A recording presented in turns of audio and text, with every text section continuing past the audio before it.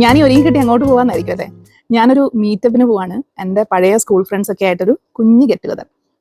അപ്പോൾ കുറച്ച് നാൾ മുന്നേ വരെ എനിക്ക് ഈ മീറ്റപ്പിനോ അല്ലെങ്കിൽ പരിചയമില്ലാത്ത ആൾക്കാരുടെ കൂടെ ഒരു ഗെറ്റ് ടുഗദർ എന്നൊക്കെ പറഞ്ഞു കഴിഞ്ഞാൽ, പരിചയമില്ലാത്തതെന്ന് പറഞ്ഞാൽ നമ്മൾ എനിക്ക് തോന്നുന്നു നമ്മുടെ ഈ സ്കൂൾ മീറ്റപ്പ് ഒക്കെ സ്റ്റാർട്ട് ചെയ്യുന്ന കഴിഞ്ഞ വർഷമാണ്.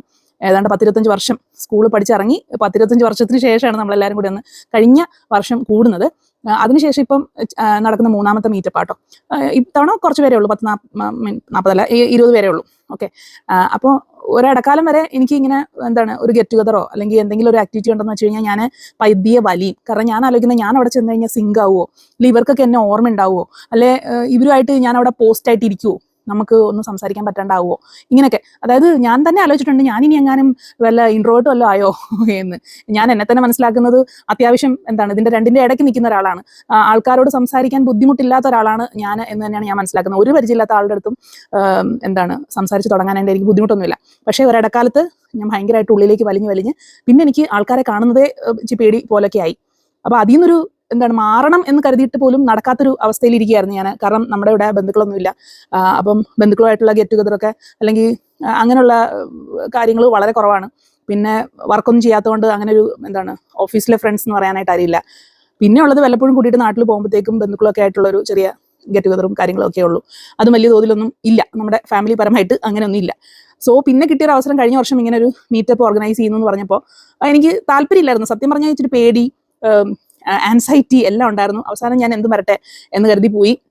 അതിൽ അനിയത്തിക്ക് വലിയൊരു പങ്കുണ്ട്. അവള് തള്ളി വിട്ടതാണ് എന്നെ. നീ ഇങ്ങനെയൊക്കെ പോകണം, എന്നാലേ നമുക്ക് കുറച്ച് വ്യത്യാസമൊക്കെ വരും നമുക്ക്. പക്ഷെ കറക്റ്റ് ആയിരുന്നു, ഞാൻ പോയില്ലായിരുന്നെങ്കിൽ എനിക്കിത് വലിയ നഷ്ടമായിരുന്നു തന്നെ.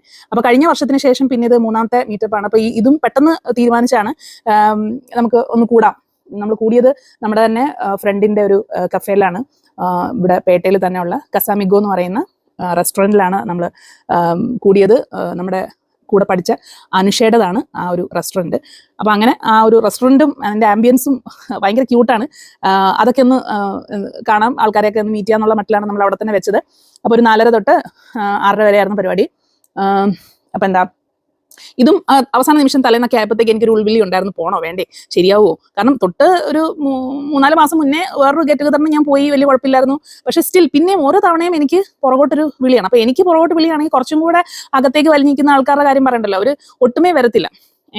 പക്ഷെ ഇപ്പോൾ ഞാൻ കുറേ ആയിട്ട് നമ്മൾ യെസ് പറഞ്ഞു തുടങ്ങുകയാണ്. ഇതുപോലത്തെ മൊമെന്റ്സ് ഒക്കെ ഒന്ന് എൻജോയ് ചെയ്യണം.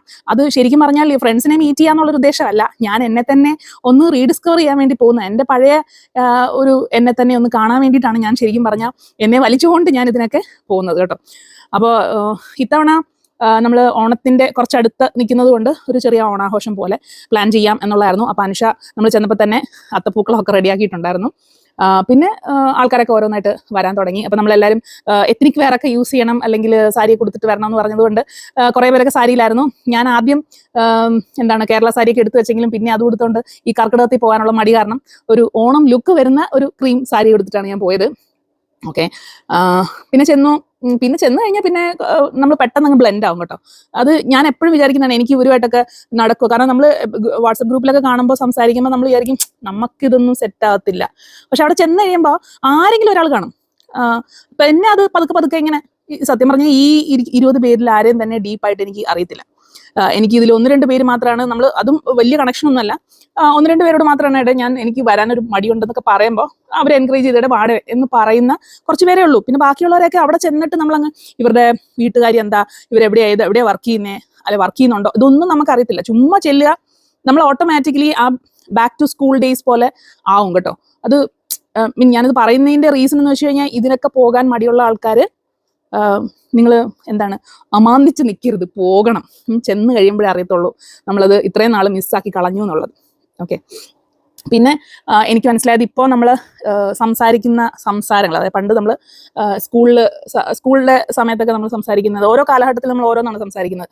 നമ്മൾ എക്സാംസിനെ പറ്റിയിട്ട്, ടീച്ചേഴ്സിനെ പറ്റിയിട്ടൊക്കെ സംസാരിച്ചുകൊണ്ടിരുന്നത് മാറിയിട്ട് ഇപ്പം നമ്മൾ കൂടുതൽ സംസാരിക്കുന്നത് നമ്മുടെ പിള്ളേരെ പറ്റിയിട്ട്, നമ്മുടെ ഫാമിലി, നമ്മുടെ ഹെൽത്ത്, നമ്മുടെ മെൻ്റൽ ഹെൽത്ത്, ഇതിനെ പറ്റിയിട്ടൊക്കെയാണ് നമ്മൾ കൂടുതലും സംസാരിക്കുന്നത്.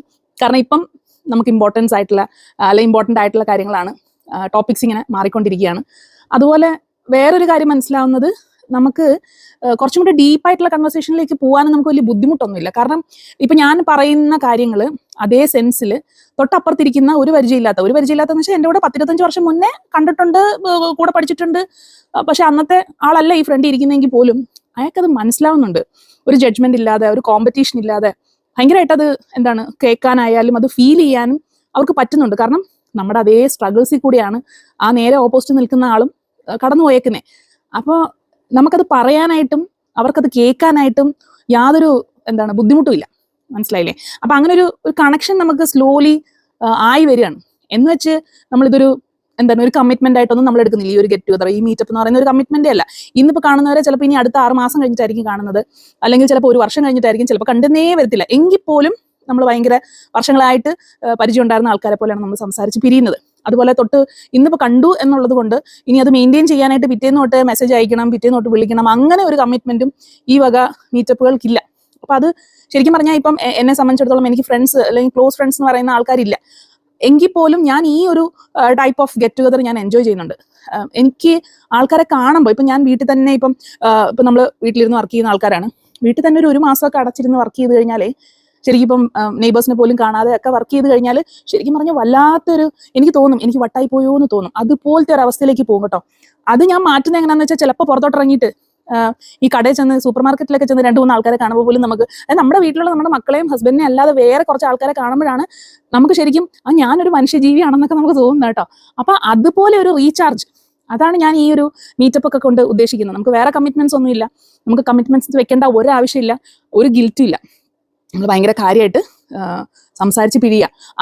ആ ഒരു മൊമെന്റിൽ നമ്മൾ തിരികെ നമ്മുടെ സ്കൂൾ കാലഘട്ടം, അല്ലെങ്കിൽ നമ്മളിങ്ങനെ പറഞ്ഞ് നടന്നിരുന്ന ഒരു കാലഘട്ടമല്ലേ, നമുക്ക് റെസ്പോൺസിബിലിറ്റീസ് ഇല്ല, പിള്ളേരില്ല, ബാക്കി ബാധ്യതകളൊന്നും ഇല്ലാതിരുന്ന ഒരു കാലഘട്ടം, അതിലേക്ക് ഒരു 2 മണിക്കൂർ പോകുക എന്ന് പറയുന്നത് നമുക്ക് ഭയങ്കര റീചാർജിങ് ആയിട്ടുള്ളൊരു സംഭവമാണ്. അപ്പോൾ അതാണ് ഈ കഴിഞ്ഞ പ്രാവശ്യം നടന്നത്. ഞങ്ങളുടെ സ്കൂളിൻ്റെ പേര് ഹോളി ഏഞ്ചൽസ് കോൺവെന്റ് സ്കൂളായിരുന്നു, വഞ്ചിയൂരുള്ള, ട്രിവാൻഡ്രത്തുള്ള. അപ്പം ഞങ്ങളെല്ലാം 99 പാസ് ഔട്ട് ആൾക്കാരാണ്. പല വഴി തിരിഞ്ഞു പോയി, കുറച്ച് നേരം ഒരുമിച്ചിരുന്നു. അത് നമ്മുടെ അനുഷയുടെ പുതിയ റെസ്റ്റോറൻറ്റിൽ. ആ റെസ്റ്റോറൻറ്റ് നിങ്ങളൊന്ന് വിസിറ്റ് ചെയ്യണം. ഒരു പ്രത്യേക വൈബാണ്.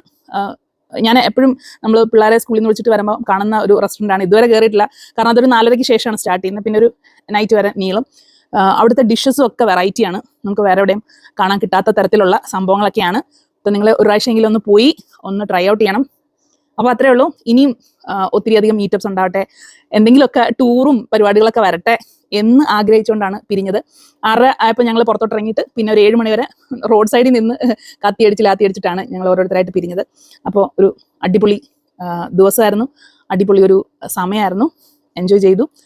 അപ്പോൾ അവസാനം പറയാനുള്ളത്, എങ്ങാനും നിങ്ങൾക്ക് ഇതുപോലൊരു ഓപ്പർച്യൂണിറ്റി കിട്ടുകയാണെങ്കിൽ ചിന്തിച്ച് നിൽക്കരുത്, എക്സ്ക്യൂസസ് പറയരുത്, ഒരു തവണയെങ്കിലും പോകണം. അപ്പോഴാണ് നമുക്ക് അതിൻ്റെ ഒരു ഭംഗി മനസ്സിലാവുന്നത്. Okay, by.